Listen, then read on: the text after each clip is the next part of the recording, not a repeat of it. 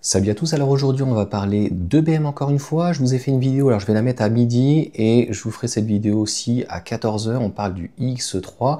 J'espère que cette plateforme, donc Neue Klasse, qui est toute nouvelle sur une architecture 800 volts, on va en parler. D'ailleurs BMW tacle Mercedes en disant on n'a pas oublié le convertisseur, il y a des puissances qui sont annoncées, etc. On n'a pas encore tous les chiffres d'un point de vue caractéristiques techniques, mais c'est quand même déjà très intéressant. Et si vraiment ce iX3 était vraiment une vraie électrique, eh bien on peut se demander pourquoi BMW relance un X5, notamment en prolongateur.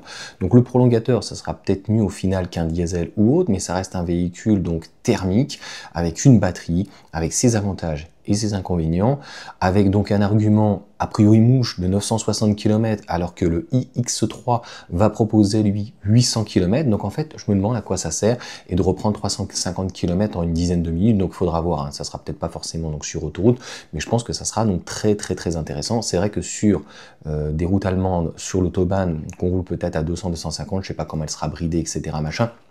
Donc je vois pas vraiment l'intérêt donc de reprendre le prolongateur si vraiment tout ce qui est annoncé est concret. Il faudra voir et suivre les chiffres, c'est-à-dire qui dit 800 volts dit bien sûr une recharge très puissante, 400 kW, de toute façon logiquement ça sert à rien.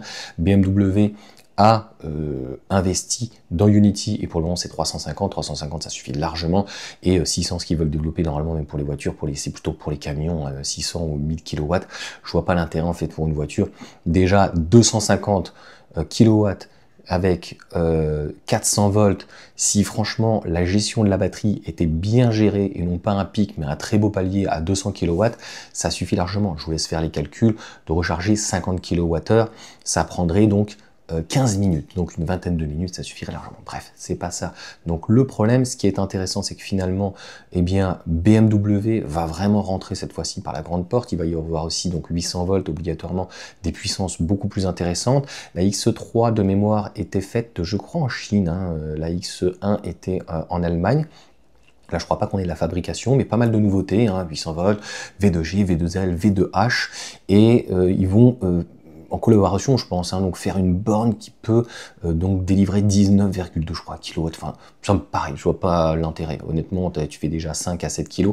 En fait, ce qui est important, finalement, il va falloir voir la batterie. J'espère qu'elle va pas être immense, parce qu'ils vont nous sortir une batterie de 120 kWh. Donc, plus la batterie va être grosse, plus le véhicule va être lourd, même si on va avoir des batteries, donc alors on ne sait pas la marque, j'ai pas vu l'information pour le moment, mais donc des cellules cylindriques avec une augmentation de la densité de 20%. Est-ce que c'est une augmentation réellement de la pile par rapport à sa même taille, ou c'est une augmentation de la densité parce que c'est dû en fait à une réorganisation du pack, et voilà, qu'il y a plus de quantité et pas une réelle densité. J'espère que je me serais fait comprendre par rapport à une batterie NMC, LFP, ou éventuellement un échange de manganèse, métal, etc., qui ferait que pour un même volume, eh bien, on a plus de densité en fonction donc des métaux, et non par rapport à une réorganisation du pack, une hauteur un petit peu plus importante, ou voilà, les 4680 par exemple de Tesla qui ont une densité plus importante, parce que en fait la cellule en elle-même, la pile, elle est plus grosse. Donc voilà pour ces informations. Encore une fois, à partir du moment où tu as tous ces arguments, je vois pas l'intérêt en fait des prolongateurs. Donc ça sera très intéressant de voir si ce X3, qui sera pratiquement à la même taille avec un look, je pense, de X5, quel est l'intérêt en fait de payer plus cher, et ça serait intéressant de voir si BM propose un X3 avec un prolongateur éventuellement, que ça soit de façon en diesel en essence, mais un diesel en essence sans hybride rechargeable ou prolongateur ou quoi, on est au minimum à 10 litres. Donc par rapport à un diesel qui ferait 10 litres, entre 8 et 13 litres sur ce type de véhicule en 4 roues motrices, voire même en propulsion, peu importe, quel est l'intérêt par rapport en fait à un véhicule électrique. C'est d'ailleurs ce qu'on pouvait reprocher. Le X3 était plutôt assez intéressant, il y avait des prix intéressants aussi en leasing, je crois que c'était 590 €, 690, mais je crois que c'était 590 sans apport. Voilà, un véhicule abouti, mais on voyait bien que notamment au niveau du coffre, que ça soit à l'arrière ou le coffre à l'avant, donc entre guillemets le frunk, eh bien il n'y avait pas assez de volume. Donc on était encore sur une architecture de véhicule thermique. D'ailleurs, preuve en est, on avait encore le tunnel de transmission, etc. On n'avait pas de plancher plat. Donc là, ça va être vraiment très intéressant, puis très marrant que BM donc tacle Mercedes. A priori, Mercedes, là, c'est au point, sauf cette partie-là. L'efficience est bonne. BMW pareil, donc les autonomies, en fait, on pourra pas faire plus, donc c'est plus un argument, c'est une fiche technique. Voilà, on fait 800 km, le véhicule peut faire un 1080 en 15 minutes. Voilà ce qu'on propose. Vous allez chez Unity, on vous offre éventuellement l'abonnement pendant un an, vous avez la carte ou quoi que ce soit, peu importe. Donc voilà, donc c'est que l'abonnement, c'est pas le kilowattheure qu'ils vont t'offrir, bien sûr. Donc, voilà pour ces petites informations. N'hésitez pas à mettre un petit commentaire, à vous abonner et à mettre un pouce à partager donc ces informations. Dites-moi vous, voilà ce que vous en pensez. Moi, ce qui va être vraiment primordial, au-delà de la fiche technique a priori qui est bonne, hein, vous direz ce que vous en pensez, et surtout un véhicule électrique qui sera beaucoup plus mordant.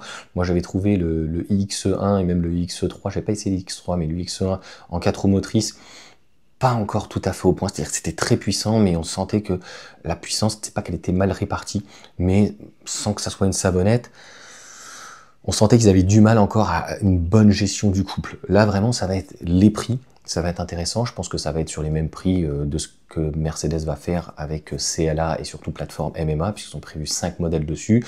La plateforme Neue Klasse est prévue pour série 1 jusqu'à X3, série 1 donc électrique. Logiquement, X5, ça fait un peu comme Mercedes, je crois que c'est une autre plateforme, et on devrait, j'espère, avoir des coûts qui soient maîtrisés, plus près entre 50 et 70 000. Le problème, c'est pas le prix réellement de base, souvent c'est le prix d'entrée, entre guillemets, sans rien. Donc en fait, ils sont obligés de te mettre les aides à la conduite aujourd'hui, etc. Machin, c'est bien. Des fois, il y a un coffre électrique, c'est génial. Mais à 60 000 balles, t'as du tissu avec un siège manuel, enfin, sans siège chauffant et tout. Je dis pas que c'est indispensable, c'est pas ça le problème. Parce que je vous connais dans les petits commentaires, on dit ouais, mais c'est bon, il n'y a pas besoin. On est chez BMW à 60 000 € quand même. Donc à un moment donné, c'est normal qu'il y ait une certaine exigence. Ou alors, il faut faire des packs, ou alors, il faut revoir un petit peu tout ça, quoi. Voilà pour cette information, en tout cas. J'ai un petit peu bugué. Donc, n'hésitez pas à me dire ce que vous en pensez. Et puis, bonne journée à tous. Voilà, 14, midi 14. Pour moi, je vois pas l'intérêt, en fait, aujourd'hui du prolongateur. C'est plutôt ça, en fait, le but de cette vidéo. Et il y a de fortes chances que le prolongateur ou l'hybride rechargeable soit, au final, plus cher, ou en tout cas pas moins cher. Et en fait, une électrique, clairement, sur une iX3, on va être aux alentours des 15, 17. Ça aussi, il y avait des efforts, hein, sur le 4 roues motrices, je trouvais qu'ils consommaient pas mal, etc. Et puis les bruits artificiels. Voilà, s'il y a un bruit de moteur, il y a un bruit de moteur, mais s'il y a un bruit artificiel, je vois pas en tout cas l'intérêt. Et sur ce, ciao à tous.